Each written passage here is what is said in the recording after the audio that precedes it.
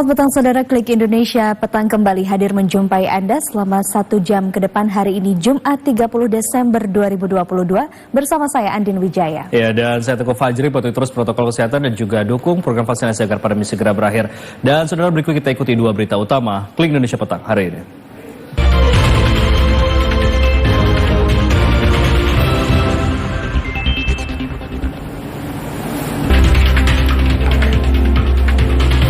Pemerintah resmi menghentikan pemberlakuan pembatasan kegiatan masyarakat atau PPKM mulai hari ini.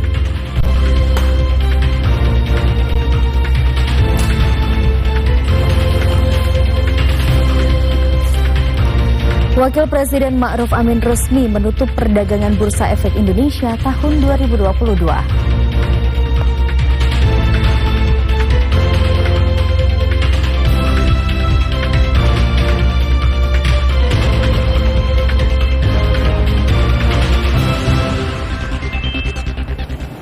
Kita awali Klik Indonesia Petang. Saudara, Presiden Joko Widodo menyatakan pemerintah memutuskan penghentian pembatasan pemberlakuan kegiatan masyarakat atau PPKM di Indonesia mulai hari ini. Kebijakan ini diambil setelah pemerintah mengkaji ulang angka-angka penanganan COVID-19.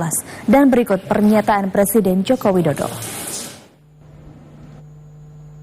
Alhamdulillah, Indonesia termasuk negara yang berhasil mengendalikan pandemi COVID-19 dengan baik dan sekaligus bisa menjaga stabilitas ekonominya. Kebijakan gas dan rem yang menyeimbangkan penanganan kesehatan dan perekonomian menjadi kunci keberhasilan kita. Kalau kita lihat dalam beberapa bulan terakhir, pandemi COVID-19 semakin terkendali.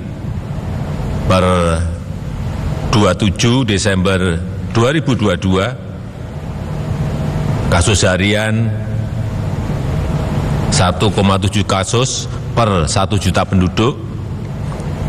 Positivity rate mingguan itu 3,35%. Tingkat perawatan rumah sakit atau BOR berada di angka 4,79% dan angka kematian di angka 2,39%. Ini semuanya berada di bawah standar dari WHO. Dan seluruh kabupaten kota di Indonesia saat ini berstatus PPKM level 1, di mana pembatasan kerumunan dan pergerakan orang di tingkat rendah. Setelah mengkaji dan mempertimbangkan perkembangan tersebut, kita ini mengkaji sudah lebih dari 10 bulan, dan lewat pertimbangan-pertimbangan yang berdasarkan angka-angka yang ada, maka pada hari ini pemerintah memutuskan untuk mencabut PPKM yang tertuang dalam Instruksi Mendagri nomor 50 dan 51 tahun 2022. Jadi tidak ada lagi pembatasan kerumunan dan pergerakan masyarakat. Namun demikian, saya minta kepada seluruh masyarakat dan komponen bangsa untuk tetap hati-hati dan waspada. Pertama, masyarakat harus meningkatkan kesadaran dan kewaspadaan dalam menghadapi risiko COVID. Pemakaian masker di keramaian dan ruang tertutup harus tetap dilanjutkan. Kesadaran vaksinasi harus terus digalakkan karena ini akan membantu meningkatkan imunitas. Dan masyarakat harus semakin mandiri dalam mencegah penularan, mendeteksi gejala, dan mencari pengobatan. Kedua, aparat dan lembaga pemerintah tetap harus siaga. Fasilitas kesehatan di semua wilayah harus siap siaga dengan fasilitas dan tenaga kesehatan. Pastikan mekanisme vaksinasi di lapangan tetap berjalan utamanya vaksinasi booster. Dan dalam masa transisi ini, Satgas COVID-19 pusat dan daerah tetap dipertahankan untuk merespon penyebaran yang cepat. Jadi Satgas daerah tetap ada selama masa transisi. Bapak, Ibu, dan saudara-saudara sebangsa dan setanah air, walaupun PPKM dicabut, ini juga perlu saya sampaikan, jangan sampai ada kekhawatiran. Walaupun PPKM dicabut, bansos akan tetap dilanjutkan. Bansos selama PPKM akan dilanjutkan di tahun 2023. Bantuan vitamin dan obat-obatan akan tetap tersedia di vaskes yang ditunjuk, dan beberapa insentif pajak dan lain-lain juga akan terus dilanjutkan. Saya rasa itu yang ingin saya sampaikan. Semoga Tuhan Yang Maha Kuasa senantiasa meridhoi segala ikhtiar bangsa Indonesia untuk mencapai Indonesia maju. Terima kasih. Wassalamualaikum warahmatullahi wabarakatuh. Menteri Kesehatan Budi Gunadi Sadikin menyebut saat ini stok vaksin booster masih aman dan melimpah. Menkes Gunadi Sadikin memastikan hingga kini vaksin COVID-19 masih aman diberikan secara gratis. Baik itu dari Inavac dan Indovac. Menteri Kesehatan Budi Gunadi Sadikin mengatakan, pemerintah telah membeli 10 juta dosis vaksin COVID-19 buatan dalam negeri. Vaksin dalam negeri dibeli atas saran Presiden Joko Widodo, yaitu vaksin Inavac dan Indovac. Namun tingkat vaksinasi di tanah air terus menurun, mulai dari 2 juta hingga 150 ribu per harinya. Oleh karena itu pemerintah meminta para lansia untuk segera mendapatkan vaksin booster. Kita masih punya stok yang masuk dari luar negeri, hibah itu di atas 4 juta dosis. Kemudian kemarin atas arahan Bapak Presiden kita juga sudah membeli produksi dalam negeri, baik itu dari Inavac dan Indovac. Jadi satu dari Bio Farma, satu lagi dari Biotis dengan Universitas Erlangga. Itu totalnya antara 5 sampai 10 juta dosis. Dan itu sebenarnya sudah tersedia. Sebelumnya Presiden Joko Widodo menyatakan vaksinasi COVID-19 tetap harus digalakkan meski pemerintah telah mencabut PPKM. Presiden Jokowi mengatakan dengan dicabutnya PPKM, masyarakat harus lebih mandiri dalam mencegah penularan hingga mencari pengobatan COVID-19 dan segera mendapatkan vaksin booster. Saudara, pemerintah resmi menghentikan pemberlakuan pembatasan kegiatan masyarakat atau PPKM mulai hari ini. Dan sejumlah pertimbangan pun telah dikaji sebelum PPKM ini dihentikan. Berikut saudara sejumlah landasan pemerintah menghentikan PPKM dalam grafis berikut ini, di mana dalam slide pertama kita lihat Indonesia ini termasuk satu dari 4 negara G20 yang 10 bulan berturut-turut tidak mengalami gelombang pandemi, di mana juga berhasil mengendalikan sebaran varian tersebut dalam 10 sampai 11 bulan berturut-turut. Artinya ini pencabutan PPKM pun tidak asal cabut, melainkan juga ada kajian-kajian sains termasuk pendapat epidemiolog tentang imunitas masyarakat seperti apa. Dan kita lihat juga pada 28 atau puncaknya di 18 Juli 2021 ini ada 56.757 per hari, dan pada 20 Februari 2022 mengalami puncak di 64.718 per hari. Kita lihat juga di mana perkembangan virus ini nantinya termasuk beberapa pendapat epidemiolog tentang imunitas masyarakat seperti apa nantinya, lalu juga virusnya seperti apa, semua sudah melalui kajian-kajian. Lalu di slide kedua, kondisi pandemi Indonesia ini semakin terkendali, di mana terlihat dari kasus harian, angka kematian dan keterisian tempat tidur rumah sakit atau BOR serta ruang rawat khusus atau ICU, di mana juga pada kesempatan beberapa waktu lalu Menteri Kesehatan Budi Gunadi Sadikin memastikan layanan telemedicine masih tetap ada setelah Presiden Joko Widodo resmi mencabut pemberlakuan pembatasan masyarakat, kegiatan masyarakat. Dan kita lihat juga di slide berikutnya, di mana tingginya cakupan imunitas penduduk pada Juli 2022 ini mencapai 98,5%, serta jumlah vaksinasi COVID-19 ini mencapai lebih dari 448 juta per dosis. Di mana Presiden Joko Widodo juga menyatakan dalam slide berikutnya, kekebalan komunal ini terhadap pandemi COVID-19 di Indonesia telah mencapai 98,5% pada Juli 2022. Pada hari ini pun Presiden Joko Widodo mengumumkan bahwa pemerintah secara resmi memutuskan untuk mencabut pemberlakuan pembatasan kegiatan masyarakat atau PPKM yang tertuang dalam Instruksi Menteri Dalam Negeri nomor 50 dan 51 tahun 2022 tentang pencabutan tersebut yang berlangsung mulai 30 Desember 2022.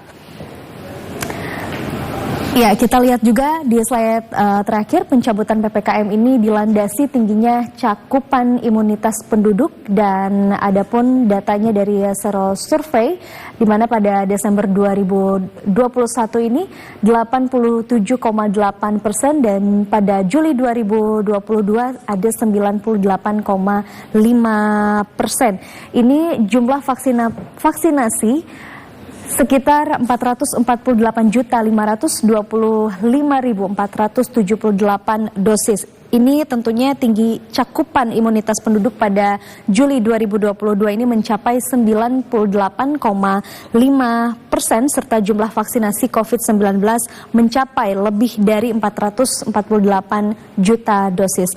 Dan saudara, demikianlah infografis mengenai sejumlah ataupun pencabutan PPKM yang dilandasi tingginya cakupan imunitas penduduk.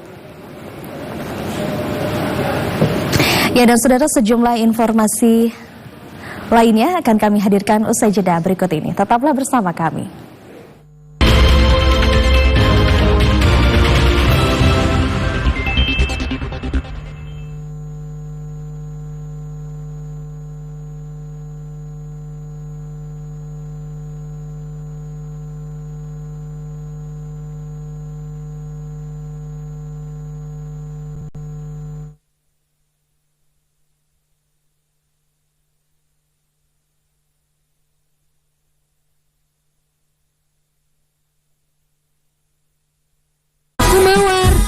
Juga butuh skincare yang bikin kulit cerah dan glowing seketika. Paling update dari Mustika Ratu, Brightening Bengkoang Series tampil lebih fresh. Mustika Ratu Brightening Bengkoang Series seketika jadi amazing.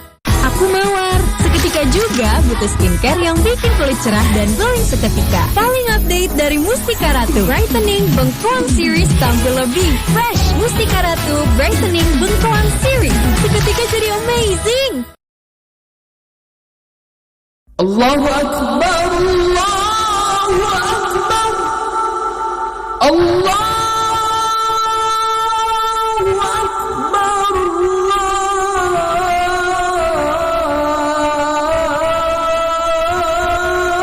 Allahu Akbar. Ashhadu an la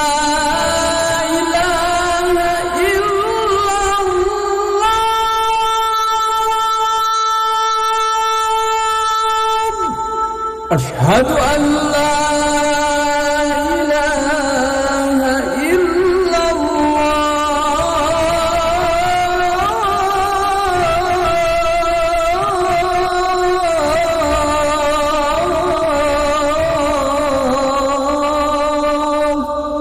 أشهد أن محمدا رسول الله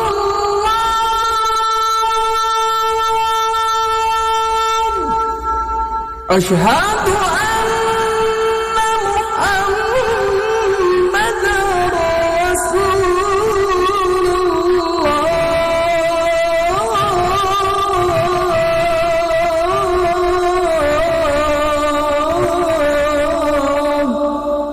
حي على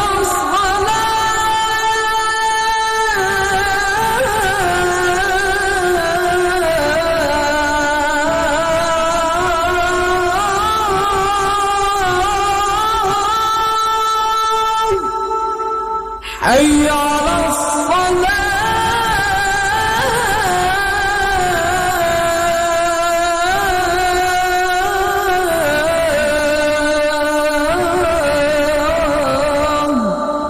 حي على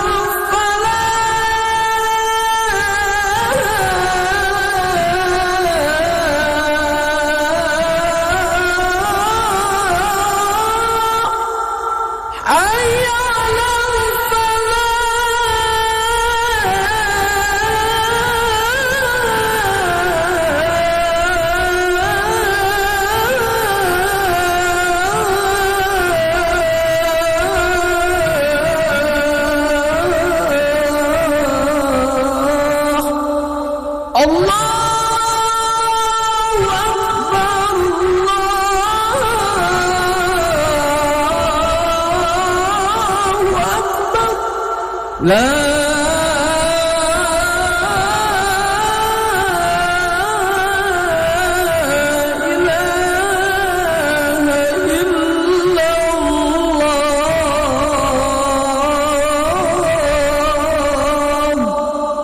اللهم رب هذه الدعوة التامة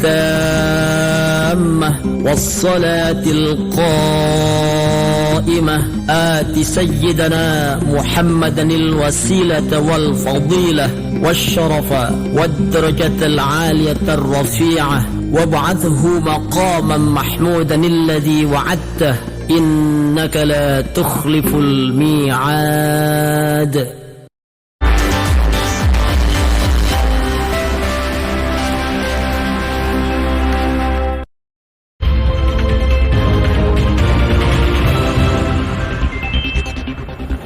Terima kasih saudara, Anda masih bersama Klik Indonesia Petang TVRI. Saudara, Wakil Presiden Ma'ruf Amin menutup perdagangan Bursa Efek Indonesia atau BEI tahun 2022. Wapres mengapresiasi kinerja BEI sepanjang tahun 2022 dan optimis terhadap kinerja pasar modal tahun 2023 mendatang. Dan menjadi bursa terbesar. Wakil Presiden Ma'ruf Amin menutup perdagangan Bursa Efek Indonesia BEI tahun 2022. Wapres mengapresiasi capaian kerja seluruh pelaku ekonomi, salah satunya BEI, dalam menjaga aktivitas ekonomi, keuangan, dan pasar modal sepanjang tahun 2022. Wapres menjelaskan di tengah sejumlah tantangan global, perekonomian Indonesia justru tumbuh mencapai 5,72% pada triwulan 3 tahun 2022. Sementara itu, indeks harga saham gabungan IHSG menembus rekor tertinggi sepanjang sejarah dan melampaui angka sebelum pandemi. Hingga Desember ini, IHSG mempertahankan pertumbuhan positif sekitar 3% dengan rata-rata nilai transaksi harian sekitar 14 triliun rupiah. Dengan sejumlah kondisi tersebut, Wapres merasa optimis menyambut 2023. Kapitalisasi pasar meningkat dan menjadi bursa terbesar di kawasan ASEAN. Berbagai capaian perdagangan Bursa Efek Indonesia tersebut menjadi pijakan positif bagi pelaku pasar untuk menatap optimis perekonomian di tahun 2023. Seraya tetap diikuti dengan kewaspadaan dan kehati-hatian. Wapres Ma'ruf Amin berharap kinerja pasar modal Indonesia tumbuh positif pada 2023. Banyak perusahaan akan go public, termasuk sektor UMKM yang naik kelas, serta berkembangnya penawaran efek melalui urun dana berbasis teknologi informasi. Selama berada di area Menteri Keuangan Sri Mulyani Indrawati meminta PT Bursa Efek Indonesia untuk mendorong jumlah emiten yang tercatat di bursa mencapai 1.000 perusahaan. Saat ini jumlah perusahaan yang menjual sahamnya kepada publik sebanyak 825 perusahaan. Di tempat acara, Menteri Keuangan Sri Mulyani meminta kepada PT Bursa Efek Indonesia untuk meningkatkan jumlah perusahaan IPO di BEI. BEI mencatat bahwa masih terdapat 49 perusahaan di antrean penawaran saham umum. Menkyu Sri Mulyani mendorong agar perusahaan-perusahaan segera menawarkan sahamnya kepada publik dan BEI menjaring perusahaan-perusahaan lainnya. Saat ini jumlah perusahaan yang telah IPO mencapai 825 perusahaan. Semangat. Kapitalisasi saham kita mencapai 9.500 triliun tadi, naik 15,2%. Jumlah yang sudah IPO 825 perusahaan saya selalu mengencourage kapan nembus 1000, Pak. Jadi tadi yang di pipeline masih 40 berapa, saya rasa harus di-encourage terus ya Pak Inarno ya. Saya rasa masih akan bisa kita tingkatkan terus. Dan yang saya sangat bahagia tadi adalah jumlah dari investor, terutama individual, yang mencapai lebih dari 10 juta dan mayoritas adalah mereka yang usia di bawah 40 tahun. Menkyu Sri Mulyani mengaku bersyukur atas indikator positif indeks harga saham gabungan yang sempat mencapai level tertinggi di 7.318 pada 13 September 2022 lalu. Sementara itu, Direktur Utama BI, Iman Rahman menyebut bahwa jumlah IPO tahun ini menjadi yang terbanyak sejak swastanisasi BI pada 1992. Bukan hanya itu, pertumbuhan IPO di Indonesia ternyata menjadi yang tertinggi di Asia Tenggara. Saudara Menteri Koordinator Bidang Perekonomian Erlangga Hartarto menyebut ancaman resesi global hingga stagflasi menjadi alasan pemerintah menerbitkan Perpu nomor 2 tahun 2022 tentang Cipta Kerja. Penerbitan Perpu Cipta Kerja mendesak karena pemerintah perlu mengantisipasi berbagai resiko ketidakpastian global. Dan hari ini telah diterbitkan. Menteri Koordinator Bidang Perekonomian Erlangga Hartarto mengatakan Perpu Cipta Kerja diterbitkan dengan berpedoman pada Peraturan Perundangan dan Putusan Mahkamah Konstitusi nomor 38 tahun 2009. Penerbitan ini dilakukan karena makin banyak negara berkembang yang menjadi pasien IMF. Oleh karena itu, diharapkan dengan adanya Perpu ini, Indonesia bisa membuat kebijakan antisipasi sejak dini dan tidak perlu menjadi pasien IMF. Dan hari ini telah diterbitkan Perpu nomor 2 tahun 2022 dan tertanggal 30 Desember 2022. Pertimbangannya adalah pertama, kebutuhan mendesak. Pemerintah perlu mempercepat antisipasi terhadap kondisi global, baik yang terkait dengan ekonomi, kita menghadapi resesi global, peningkatan inflasi, kemudian ancaman stagflasi, dan juga beberapa negara sedang berkembang yang sudah masuk kepada IMF. Menteri Koordinator Bidang Perekonomian Erlangga Hartarto mengatakan penerbitan ini dilakukan karena makin banyak negara berkembang yang menjadi pasien IMF. Menko Perekonomian Erlangga berharap dengan adanya Perpu ini, Indonesia bisa membuat kebijakan antisipasi sejak dini. Kita beralih ke sorotan lainnya. Saudara Menteri Koordinator Bidang Politik, Hukum, dan Keamanan Mahfud MD menilai gugatan Verdi Sambo ke PT UN untuk Presiden Joko Widodo dan Kapolri Jenderal Polisi Listio Sigit Prabowo sebagai gimmick. Menko Polhukam Mahfud MD menilai tindakan Presiden Jokowi menandatangani pemecatan Verdi Sambo sebagai Kadif Propam Polri sudah sesuai dengan hukum administrasi. Menteri Koordinator Bidang Politik, Hukum, dan Keamanan Mahfud MD meminta agar semua pihak fokus terhadap persidangan pembunuhan Brigadir Yosua. Menko Polhukam Mahfud menyebut gugatan Verdi Sambo merupakan bentuk mengaburkan masalah pembunuhan Brigadir Yosua. Menko Polhukam menilai tindakan Presiden Jokowi menandatangani pemecatan Verdi Sambo sebagai Kadif Propam Polri telah sesuai hukum administrasi.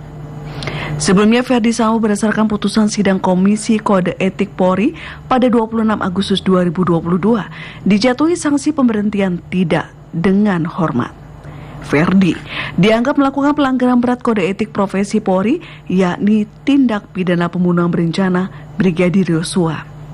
Diketahui mantan Kadif Propam Polri, Verdi Sambo menggugat Presiden Joko Widodo dan Kapolri Jenderal Polisi Listio Sigit Prabowo ke Pengadilan Tata Usaha Negara Jakarta. Nomor 797 atas nama terdakwa Putri Chandrawati. Sementara itu, Saudara, Mabes Polri memastikan siap menghadapi gugatan Verdi Sambo terkait pemecatan tidak dengan hormat di Pengadilan Tata Usaha Negara Jakarta. Kadif Humas Polri, Irjen Pol Dedi Prasetyo mengaku tidak mempersoalkan gugatan yang dilakukan terdakwa pembunuhan Brigadir Nofriansyah Yosua Huta Barat. Kadif Humas Polri Irjen Pol Dedi Prasetyo mengatakan Polri telah siap menghadapi gugatan Verdi Sambo terkait pemecatannya dari anggota Polri. Selain itu, Polri juga menghargai hak konstitusional setiap warga negara. Mabes Polri saat ini masih menunggu kabar lebih lanjut dari Divisi Hukum Mabes Polri untuk merespon gugatan Verdi Sambo. Mantan Kepala Divisi Propam Polri, Verdi Sambo menggugat Presiden Joko Widodo dan Kapolri Jenderal Listio Sigit Prabowo ke PT UN DKI Jakarta atas pemecatannya sebagai anggota Polri. Sambo telah dipecat melalui sidang KKEP tanggal 25 hingga 26 Agustus 2022. Meski mengajukan banding, namun Polri memutuskan menolak permohonan banding Verdi Sambo terkait pemecatannya sebagai anggota Polri. Pemecatan ini terkait kasus tewasnya Brigadir Yosua dan Sambo kini berstatus terdakwa pembunuhan berencana terhadap Yosua.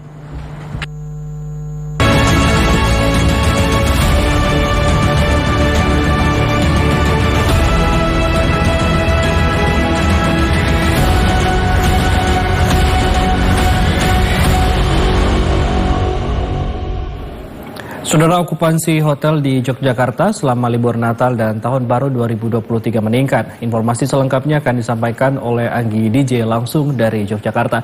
Anggi, selamat petang. Berapa persen peningkatan okupansi hotel ini selama libur Natal dan Tahun Baru?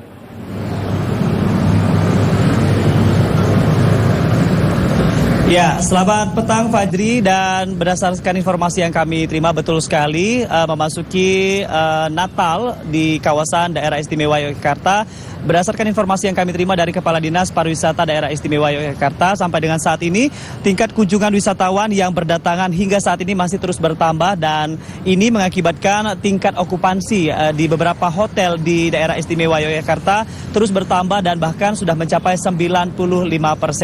Berdasarkan informasi yang kami terima juga, menjelang tahun baru di tahun 2023 mendatang akan ada sekitar 500.000 mobilitas warga ataupun juga masyarakat yang terus berdatangan ke wilayah Daerah Istimewa Yogyakarta. Mengingat bahwasannya memang betul Daerah Istimewa Yogyakarta ini menjadi salah satu destinasi wisata prioritas yang ada di Indonesia di antara 10 destinasi yang ada. Selain itu juga berdasarkan informasi yang kami terima, memang Dedi Pranowo Erianto membenarkan selaku Ketua PHRI dengan tingkat okupansi yang terus meningkat di Daerah Istimewa Yogyakarta. Dan berikut kami hadirkan wawancara kami bersama Ketua PHRI BPD Daerah Istimewa Yogyakarta. Ya, Nataru tahun 2022 ini berkah bagi kami BPD PRI Daerah Istimewa Yogyakarta. Mengapa? Karena tingkat hunian ini sudah mencapai 95%. Ini sangat luar biasa, bahkan di wilayah tengah itu sudah mencapai 100%. Jadi ini melebihi dari sebelum pandemi 2019. Dan kita sudah mempersiapkan segala sesuatunya untuk menyambut para tamu-tamu yang datang di daerah Istimewa Yogyakarta.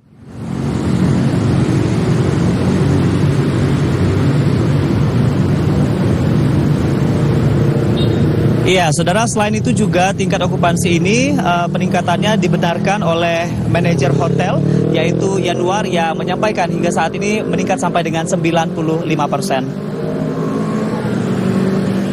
Dan seperti kita tahu, libur sekolah itu mulai tanggal 16. Jadi di sini mulai terasa lonjakannya mulai tanggal 15. Iya, cuman kalau untuk secara keseluruhan Desember ini memang dari tanggal 1 itu sudah mulai ramai.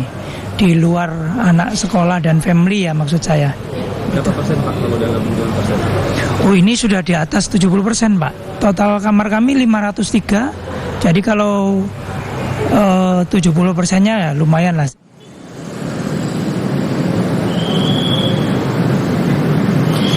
Iya, saudara, selain itu juga memang kami masih memantau di sejumlah titik, diantaranya stasiun kereta api di Daop 6 yang ada di Daerah Istimewa Yogyakarta, bahwasannya saat ini di antara 330.567 tiket yang disediakan oleh pihak Kereta Api Indonesia, yang saat ini juga telah menyediakan 17 kereta reguler dan 11 kereta tambahan, tentu saja untuk menghantarkan sejumlah wisatawan untuk berkunjung ke Daerah Istimewa Yogyakarta.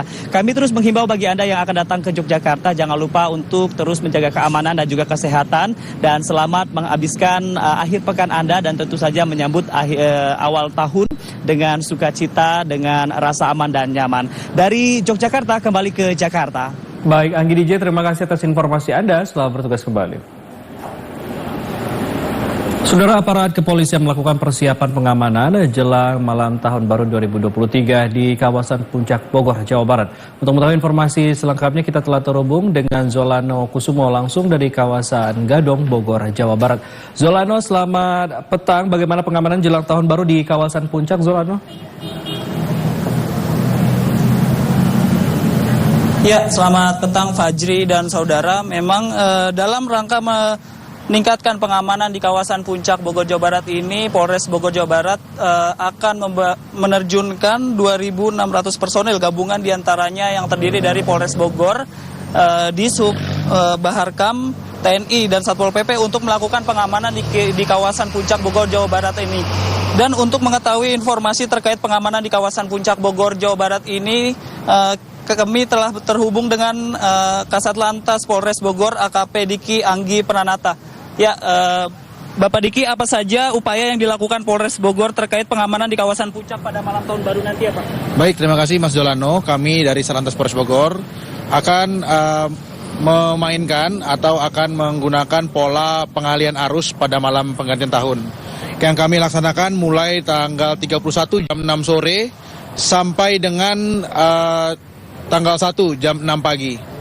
Terus rekayasa arus lalu lintas apa saja yang akan diterapkan pada saat hari ini hingga malam tahun baru nanti ya Pak? Dalam pengamanan tahun baru ini kita mengedepankan ganjil genap dari jalur wisata Puncak karena memang sudah ada aturan yang menaungi terkait ganjil genap yaitu Permenhub nomor 84. Jadi bagi kendaraan roda 2 maupun roda 4 yang memasuki kawasan wisata Puncak kita akan melakukan pemeriksaan.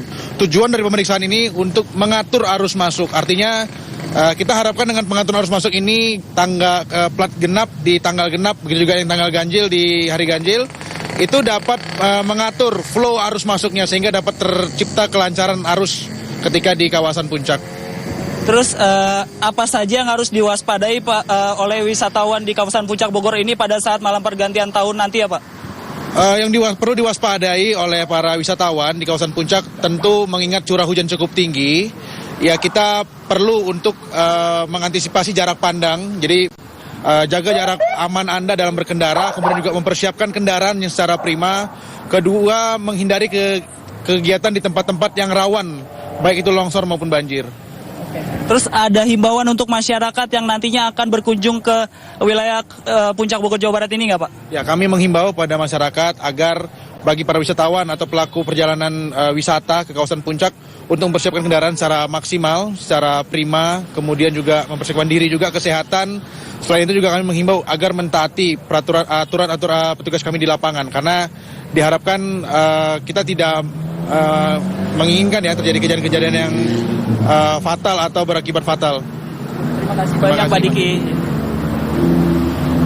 Ya, untuk sementara di Simpang Gadok Puncak Jawa Barat ini Polres Bogor Jawa Barat mendirikan 15 posko yang ada di beberapa titik, 1 posko terpadu dan 1 posko utama yang ada di Polres Bogor Jawa Barat. Dan posko-posko tersebut nantinya akan membantu arus lalu lintas jika terjadi kepadatan yang signifikan. Demikian informasi yang dapat kami laporkan dari Puncak Bogor, Jawa Barat. Kembali ke studio Fajri. Baik, Zolano, terima kasih atas informasi Anda. Selamat bertugas kembali. Saudara, Polda Bali memfokuskan pengamanan di tempat-tempat yang menjadi tujuan wisata pada malam pergantian tahun 2023. Hal ini guna menghindari adanya hambatan bagi para wisatawan atau siapapun yang berkegiatan menjelang malam pergantian tahun. Polda Bali memfokuskan pengamanan di tempat-tempat yang menjadi tujuan wisata pada malam pergantian tahun 2023. Hal ini untuk menghindari adanya hambatan aktivitas masyarakat menjelang malam pergantian tahun. Setidaknya ada 31 tempat penyelenggaraan malam pergantian tahun yang sudah melakukan koordinasi dan permohonan izin kepada pihak kepolisian. Selain pihak kepolisian, tempat-tempat tersebut juga akan dijaga oleh sejumlah unsur seperti Dinas Kesehatan, BPBD, dan unsur lainnya. Polda Bali telah mengerahkan tim melakukan pemeriksaan untuk menghindari adanya potensi kerawanan bahaya yang akan ditimbulkan dalam kegiatan malam pergantian tahun.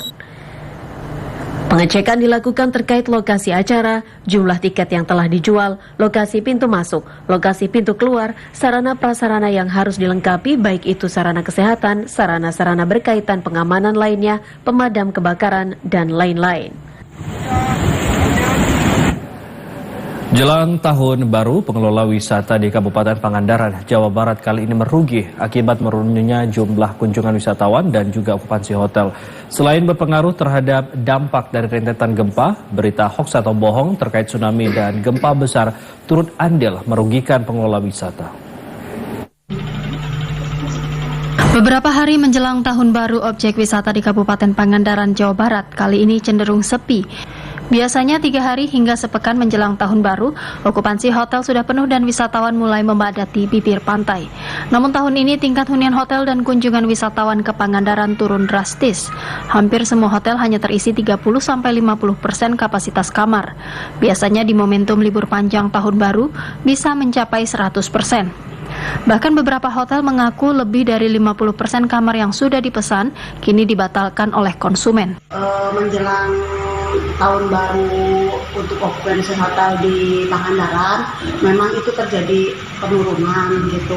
Nah terus selain itu juga adanya berita-berita hoax yang tersebar nanti menjelang tahun baru pasti akan ada kenaikan, pasti ramai gitu. Sementara itu kondisi di objek wisata Pantai Pangandaran baik di pantai barat ataupun di pantai lainnya yang ada di Kabupaten Pangandaran saat ini normal seperti biasanya. Jelang pergantian tahun, para pelaku usaha kepariwisataan berharap wisatawan kembali meningkat. Dari Pangandaran, Entang Saiful Rahman melaporkan. Saudara, jelang perayaan malam tahun baru, Polda Kalimantan Selatan menghimbau masyarakat agar tidak ramai-ramai turun ke jalan atau melakukan konvoi. Warga dihimbau mengisi tahun baru dengan kegiatan yang bermanfaat. Kapolda Kalimantan Selatan Irjen Polisi Andirian mengimbau seluruh lapisan masyarakat di Kalimantan Selatan agar tidak turun ke jalan atau melakukan konvoi. Andirian berharap perayaan tahun baru hendaknya diisi dengan kegiatan yang bermanfaat seperti beribadah. Hal ini disampaikan Kapolda saat dialog bersama Forum Koordinasi Pimpinan Daerah Tala, tokoh agama serta perwakilan para tokoh masyarakat di Bumi Tuntung Pandang. Kapolda Kalsel Irjen Polisi Andirian mengatakan perayaan tahun baru tetap bisa dilakukan dengan hanya berada di rumah bersama keluarga dan menjauhi kegiatan yang tidak bermanfaat. Menjelang tahun baru ini saya mengimbau kita tidak usah turun ke jalan, tidak usah beramai-ramai turun ke jalan atau sekonvoi, harus kita manfaatkan untuk masa berintrospeksi. Kalau tidak ke tempat ibadah ya kita minimal di rumah lah ya. Kita tetap bersukacita, tetap bergembira menyambut tahun baru, tetapi dengan tidak melakukan hal-hal yang tidak bermanfaat. Sementara itu, Bupati Tanah Laut Muhammad Sukamta menjelaskan pada perayaan tahun baru kali ini tidak dilakukan pembatasan di objek wisata Tanah Laut. Sukamta juga mengimbau agar masyarakat dapat merayakan tahun baru dengan melakukan hal-hal yang bermanfaat. Saya kira imbauan Pak Kapolda sudah jelas, ya, lebih baik kita introspeksi diri kita, apa yang kita lakukan dan untuk tidak turun ke jalan, tapi bahwa wisata kita tidak membatasi, ya, tetapi bahwa kewaspadaan kita semua, seluruh masyarakat Tanah Laut untuk terus melakukan kewaspadaan dan ikuti informasi-informasi dari BMKG maupun dari pemerintah. Dalam kunjungannya ke Bumi Tuntung Pandang ini, Kapolda Kalsel juga berpesan kepada para tokoh agama dan tokoh masyarakat agar dapat bersama-sama menjaga soliditas guna menciptakan suasana yang kondusif di Tanah Laut. Dari Tanah Laut, Zainal Abidin TVRI melaporkan.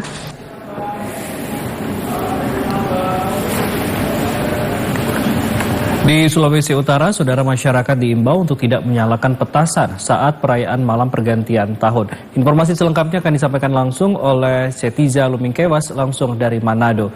Setiza, selamat petang, silakan dengan informasi selengkapnya.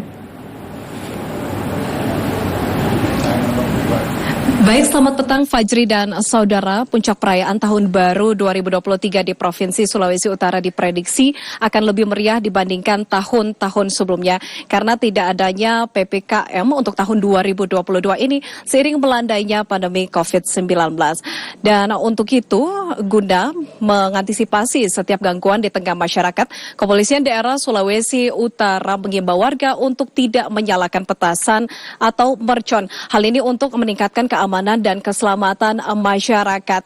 Namun untuk menyalakan kembang api ini diizinkan. Itu pun harus memiliki izin pembelian maupun juga penggunaan yang telah disetujui oleh Baintelkam Polri. Dan untuk bunga api dengan ukuran di bawah dari 2 inci, maka tidak diwajibkan untuk memiliki izin penggunaan maupun pembelian. Namun untuk bunga api dengan ukuran di atas 2 inci hingga 8 inci, maka diwajibkan untuk memiliki izin penggunaan maupun pembelian dari Baintelkam Polri. Untuk mengetahui informasi selengkapnya, berikut kita simak pernyataan dari Kabid Humas Polda Sulawesi Utara, Kombes Pol Jules Abraham Abbas.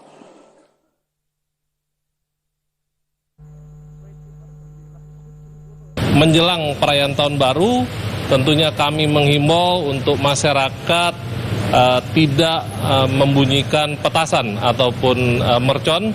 Ya, kalau kembang api tentunya diperbolehkan, tetapi untuk petasan dengan mercon tentu ini hal yang dilarang dan kami menghimbau masyarakat untuk tidak menyalakannya.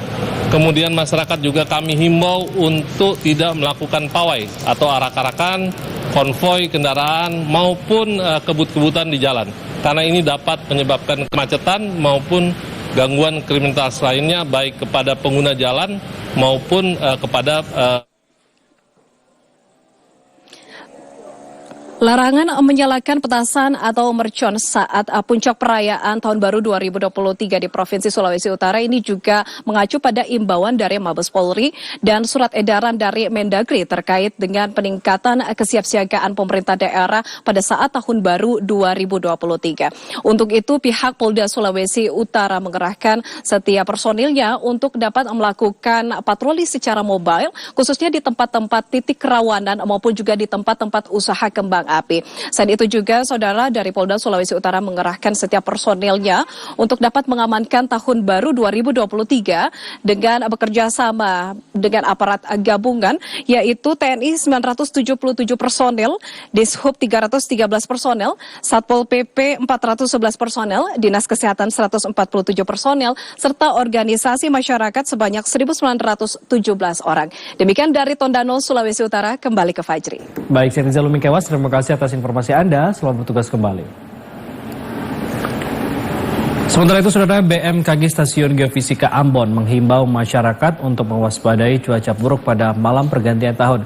Informasi selengkapnya akan disampaikan Uli Sitompul dan juru kamera Fani Otiani langsung dari Ambon, Maluku. Uli, selamat petang. Himbauan apa yang disampaikan oleh BMKG Stasiun Ambon?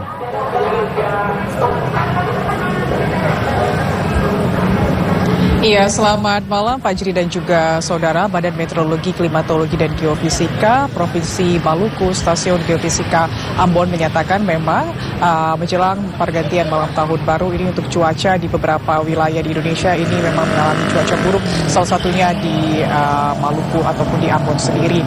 Badan Meteorologi meminta masyarakat untuk mewaspadai cuaca buruk yang akan terjadi khususnya di Ambon, yaitu mewaspadai adanya bencana hidrometeorologi seperti banjir, tanah longsor dan juga pohon tumbang.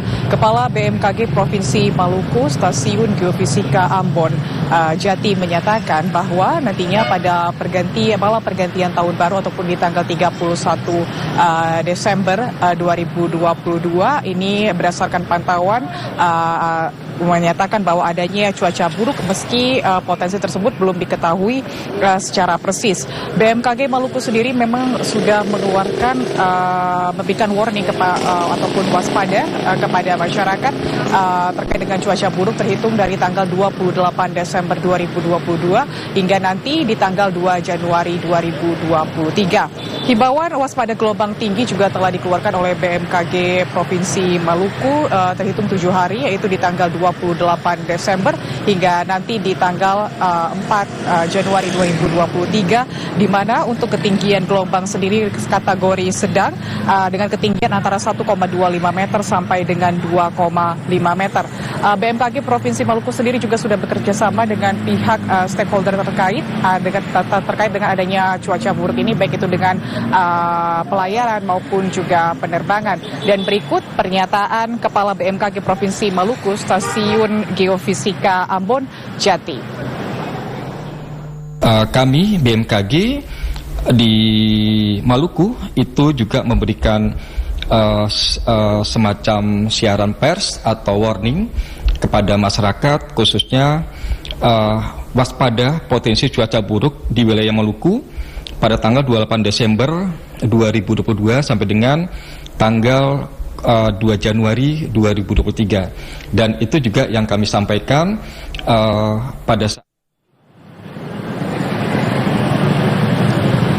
Iya, Saudara, BMKG Provinsi Maluku juga terus mengimbau masyarakat untuk mewaspadai potensi cuaca buruk jelang pergantian tahun baru hingga nantinya di tanggal 2 Januari 2023. Kemudian juga BMKG juga menghimbau kepada masyarakat untuk terus mengupdate informasi terkait perubahan cuaca melalui situs resmi BMKG di bmkg.go.id dan juga melalui media sosial BMKG. Demikian informasi yang dapat kami sampaikan. Kita kembali ke Anda, Fajri.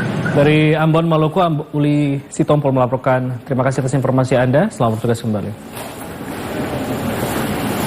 Saudara, keindahan Sumatera Barat memiliki daya tarik tersendiri bagi wisatawan untuk berlibur di akhir tahun 2022. Tidak terkecuali bagi wisatawan asing. Tidak hanya alamnya yang indah, kuliner yang menggugah selera masih menjadi alasan para wisatawan untuk memilih berlibur ke Sumatera Barat. Momen libur akhir tahun 2022 dimanfaatkan oleh masyarakat untuk kembali menikmati waktu bersama keluarga, tidak terkecuali bagi wisatawan asing yang berkunjung ke Sumatera Barat. Sumatera Barat dipilih karena memiliki keindahan alam yang khas serta berbagai jenis makanan yang nikmat. Seorang wisatawan asal Malaysia, Najib, mengatakan memiliki hobi sebagai food hunter yang membuatnya tertarik untuk mengunjungi Sumatera Barat dengan beragam jenis makanan yang unik dan nikmat. Ia menambahkan, ramahnya warga Sumbar membuatnya merasa tidak asing berada di negara lain. Ya, liburan selama 2 minggu di Indonesia lah. Sebab cutinya panjang, jadinya saya ke Indonesia lah. Kenapa Indonesia untuk liburan? Saya rasa tempatnya sangat menarik di sini dan makanannya memang sangat enak lah. Dan lebih autentik, asli original kan di sini. Memang saya pun food hunter juga, saya mencari makanan di sini lah.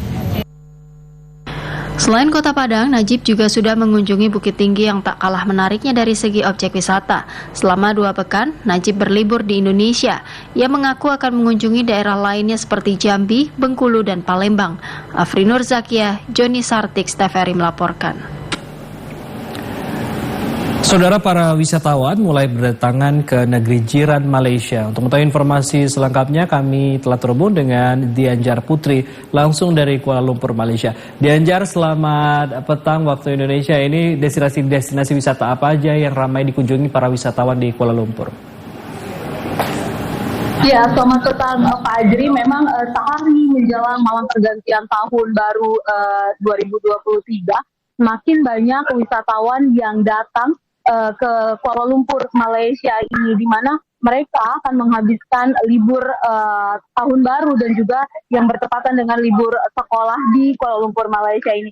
Memang jika dilihat, berdasarkan data dari sistem perlintasan imigrasi Soekarno-Hatta, ada sekitar 3.453 orang dari Indonesia yang datang ke Malaysia melalui Bandara Soekarno-Hatta. Fajri, memang jika dari pantauan kami di beberapa titik keramaian, salah satunya adalah di jantung kota Kuala Lumpur atau Kuala Lumpur City Center atau KLCC, di mana saat ini saya berada. Ini semakin malam, semakin banyak wisatawan, baik itu wisatawan asing maupun juga warga negara Indonesia yang berdatangan ke sini sekedar untuk berbelanja ataupun hanya untuk sekedar berfoto di salah satu ikon Malaysia yang ada di sini begitu, di mana dari pantauan kami tidak hanya dari warga negara asing, mayoritas yang datang ke Malaysia ini adalah warga negara Indonesia, terutama yang berasal dari Pulau Sumatera maupun juga Batam begitu, yang memang jaraknya sangat dekat dengan Malaysia begitu, Fajri. Dan saudara, tidak hanya faktor jarak yang dekat, tapi juga faktor lain juga mempengaruhi banyaknya wisatawan yang datang ke Kuala Lumpur, Malaysia ini untuk menghabiskan malam tahun baru di sini. Ini adalah terkait dengan longgarnya peraturan dari hasil tes COVID-19 dan juga bukti vaksinasi yang memang tidak lagi diperlihatkan atau diperlukan jika mau datang ke Kuala Lumpur ini. Serta tidak perlu menjalani karantina jika pelaku perjalanan belum mempunyai atau belum memiliki booster ketiga begitu. Dan satu lagi, wisatawan juga tidak perlu atau tidak diwajibkan untuk memakai masker di area publik kecuali di rumah sakit. Demikian Fajri dari KLCC. Sementara ini yang dapat kami laporkan, kita kembali ke studio, Fajri. Baik, Dianjar Putri melaporkan langsung dari Kuala Lumpur, Malaysia. Terima kasih atas informasi Anda. Selamat bertugas kembali. Saudara, pemerintah Singapura serius dalam mengembalikan jumlah kunjungan wisatawan yang terdampak akibat pandemi. Hal ini terlihat dari dihapuskannya seluruh restriksi atau pembatasan terkait perjalanan.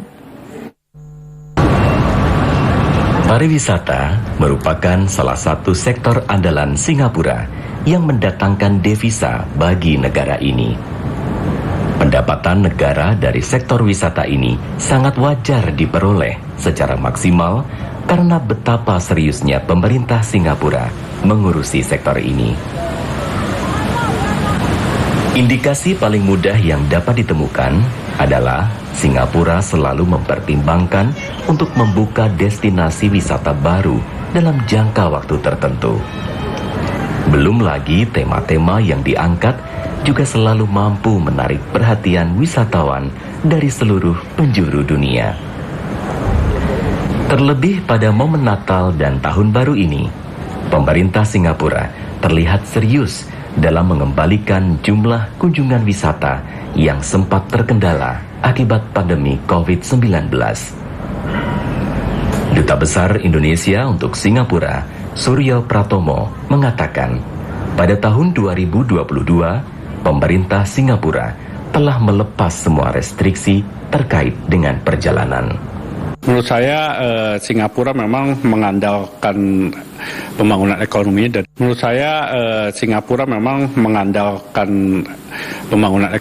dari 4 sektor. Pertama adalah perdagangan, kedua investasi, ketiga keuangan, keempat pariwisata. Dan mereka sebetulnya sejak Oktober 2021 sudah mencoba untuk membuka. Tetapi baru tahun 2022 mereka betul-betul sudah melepas semua restriksi berkaitan dengan perjalanan. Bahkan di Singapura misalnya menggunakan masker sudah bukan kewajiban kembali, kecuali ketika menggunakan transportasi umum atau dia pergi ke rumah sakit. Salah satu yang terlihat adalah digelarnya kembali event tahunan Christmas on the Great Street di kawasan terkenal Singapura, Orchard Road, yang sempat vakum selama 2 tahun akibat pandemi. Dan tidak ketinggalan pesta kembang api yang kembali dipusatkan di Merlion Park, Singapura. Hendri Saputra dan tim liputan Singapura melaporkan. Banyak warga negara Indonesia yang merantau ke luar negeri. Ada yang bekerja, ada juga untuk menempuh pendidikan. Salah satu negara tujuannya adalah Vietnam. Bagaimana suka duka menuntut ilmu di negeri Naga Biru? Kita ikuti perbincangan reporter TVRI Oki Satrial dengan Ahmad Gozali Ardiansyah, mahasiswa Indonesia di Hanoi, Vietnam yang sedang menempuh pendidikan S2 Ilmu Lingkungan di Thai Nguyen University of Agriculture and Forestry. Ada pepatah yang mengatakan, tutuplah ilmu hingga ke negeri seberang.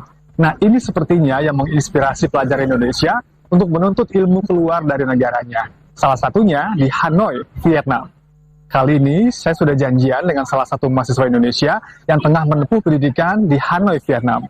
Kita akan cari tahu apa saja suka dukanya menjadi mahasiswa di Hanoi, Vietnam.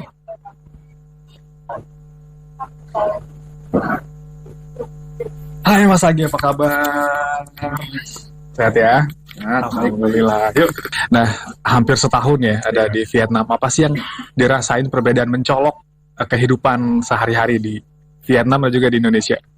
Kalau kehidupan mencolok ya kayak di sini mungkin dari lalu lintasnya yang paling mengejutkan gitu. Mendebarkan ya? Iya. Soalnya kayak jumlah kendaraan bermotor apalagi sepeda motor itu lebih banyak. Dan ya itu agak buat terkejut juga. Terus juga cuaca di sini waktu pertama nyampe kan bulan Januari itu udah puncaknya musim dingin juga. Jadi lumayan kaget karena cuma pakai jaket tipis aja. Jadi udah lumayan dinginan waktu itu. Iya. Oke. Paling dirasa berbeda dari Indonesia dan mungkin suka dukanya juga nih selama berada di sini hampir setahun. Kalau itu suka dukanya pertama kayak masalah makanan karena saya Muslim. Itu kan di sini banyak makanan yang dari non halal lah.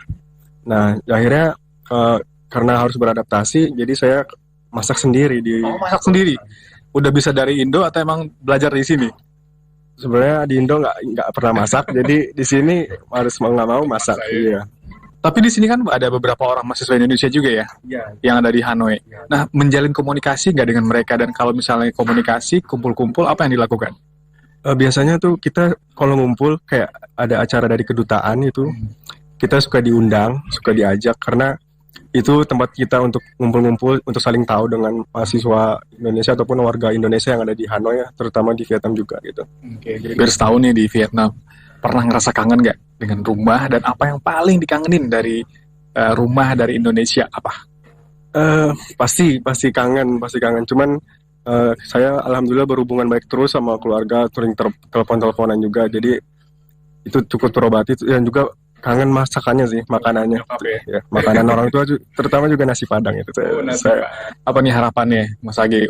Harapan saya kalau bisa memang kayaknya Vietnam bukan termasuk tujuan untuk pendidikan, cuman kayaknya di sini juga kita lihat makin berkembang ya.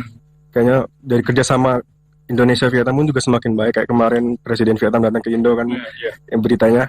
Ya mungkin itu juga jadi salah satu jalan untuk mungkin mahasiswa Indonesia yang tertarik untuk belajar di sini. Bisa juga karena di sini banyak sekali beasiswanya juga. Saya juga termasuk yang mendapatkan beasiswa dari sini. Jadi itu sih harapannya. Terima kasih banyak Mas Agi ya sudah mau ngobrol.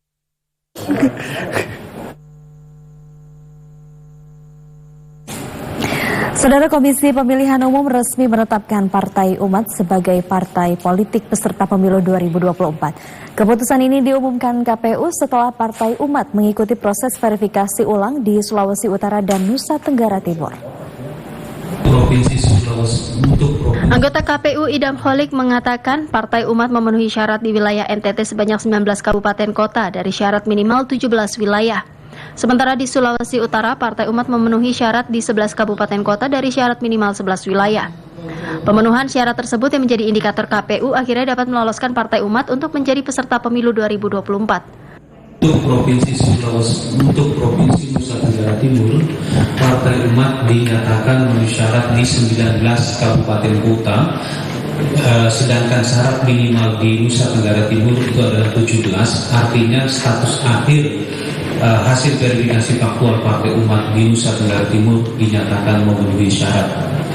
Dan kedua, untuk Sulawesi Utara, Partai Umat dinyatakan memenuhi syarat di 11 kabupaten kota, sedangkan syarat minimal yaitu 11 kabupaten kota. Jadi dengan demikian status akhir hasil verifikasi faktual Partai Umat di Sulawesi Utara dinyatakan memenuhi syarat. Sebelumnya pada 14 Desember 2022, KPU telah mengumumkan dan menetapkan 17 parpol nasional dan 6 parpol lokal Aceh sebagai peserta pemilu 2024. Partai Umat menjadi satu-satunya parpol non-parlemen yang dinyatakan tidak lolos karena tak memenuhi syarat verifikasi faktual di NTT dan Sulawesi Utara. Partai Umat kemudian melayangkan gugatan ke Bawaslu atas keputusan KPU tersebut. Bawaslu pun memediasi kedua pihak dan hasilnya Partai Umat dapat mengikuti verifikasi ulang dengan syarat harus memenuhi jumlah kekurangan anggota partai sedikitnya di 5 kabupaten di NTT dan 10 kabupaten kota di Sulawesi Utara. Dan saudara, informasi tadi sekaligus menutup perjumpaan kita dalam Klik Indonesia petang kali ini. Akhirnya saya Andin Wijaya. Ya, dan saya Teguh Fajri mewakili seluruh rapat kerja yang bertugas mengucapkan terima kasih atas perhatian dan kebersamaan Anda. Selamat petang dan sampai jumpa.